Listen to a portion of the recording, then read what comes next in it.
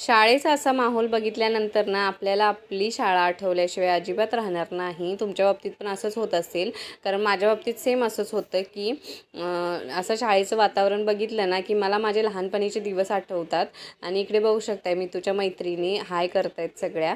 आणि तिकडे कबड्डीसुद्धा चालू आहे मुलांची. त्यांचा कबड्डीचा एक राऊंड झालेला आहे आणि त्या प्रत्येक गोष्ट काही ना काहीतरी सांगत होत्या की असं चुकलं, असं झालं, मी तुझं तसं झालं.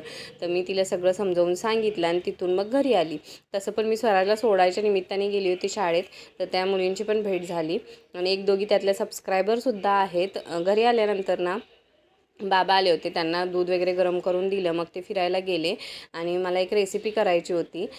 2 केळी उरल्या होत्या, त्याच्यापासून ना रेसिपी करायची होती ना, तेच करत होती. आणि ह्या रेसिपीसाठी मी खूप ओरडा खाल्लेला आहे ह्यांचा.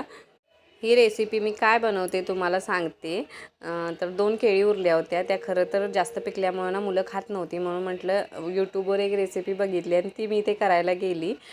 तर पुढे काय झालं त्या रेसिपीचं ते सुद्धा तुम्हाला सांगते. व्हिडिओ शेवटपर्यंत बघा.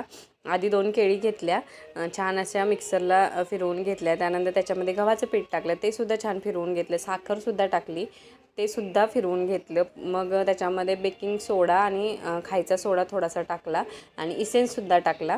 आता हे बघितल्यानं तुमच्या लक्षात आलं असेल की मी केक बनवते, पण तो केक पुरेपूर फसलेला आहे.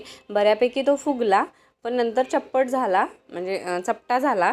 आणि त्याच्यानंतर मग आतमध्ये कट करून बघितला तर तो कच्चा राहिला होता. का असं झालं मला काहीच कळलं नाही.